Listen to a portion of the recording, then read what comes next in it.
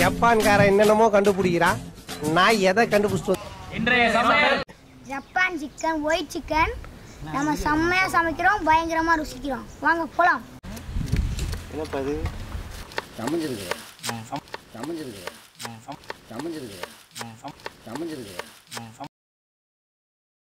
ஒரு கண்ணி சோள மாவு 3 கை போட்டுக்கணும். அரிசி மாவு 2 கை. டீலக்ஸ் போதும் போதும் போதும். அதே மாதிரி 2 கை போட்டாச்சு அரிசி மாவு. உப்பு கொஞ்சம் எடுத்துக்கலாம்.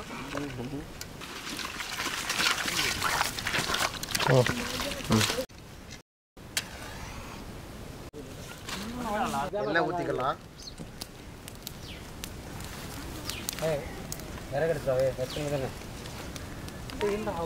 சிக்கன் பொரிக்க போகிறோம். சிக்கனில் வந்து அரிசி மாவு, சோள மாவு, முட்டை சேர்த்துருக்கு. பொரிச்சுக்குருவோம் முதல்ல.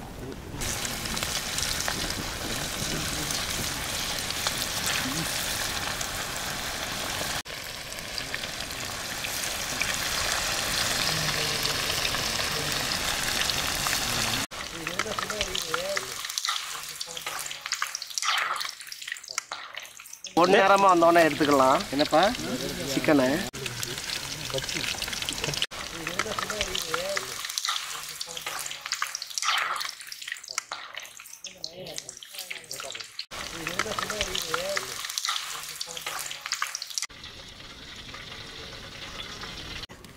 நெய் ஊற்றிக்கலாம்.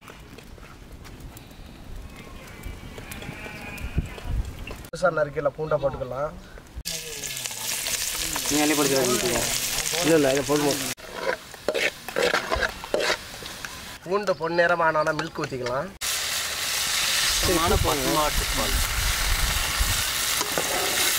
சார் பால் ஊற்றி சேமியா போட்டால் அப்படியே குடிக்கலாம். ஐஸ்கிரீம் ஊற்றிக்கலாம். பொரிச்ச சிக்கனை போட்டுக்கலாம். அப்படியே சாச்சு ஒன்று ஈஸா தெரியாமல் எழுவோம் ஈஸா போடலண்ணே வேறு. ஆனால் இதெல்லாம் போடல. இந்த வரேன். சரி நான் சொல்லுறேன். ஒரியானை போட்டுக்கலாம்.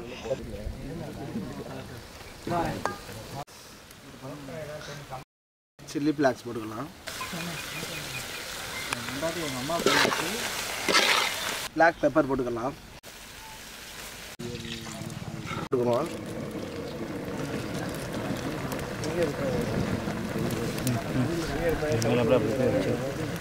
திருவுறது இல்லை, அதனால கத்தியில் யூஸ் பண்ணிக்கிறோம். அவ்வளோதான்ப்பா, எடுத்துருங்கப்பா.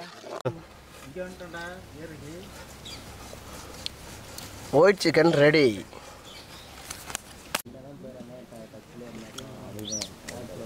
சாம்பல் பறக்குது. சிவராஜ் நீ பண்ண. சிவராஜ் நீ பண்ண நல்லா பண்ணுவேன். ஆனால் நீ பண்ண சிவராஜ் நேற்று சொன்ன மாதிரி சொல்லு. யூடியூப் சேனலுக்கே வல்லையா சாமி விடுங்க, ஆளை விடுங்க.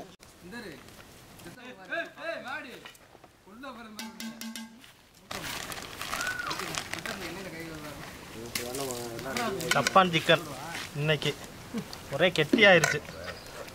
Too late. பீஸாவுக்கு ப்ரெட்டு வேறு பார்த்து பீஸா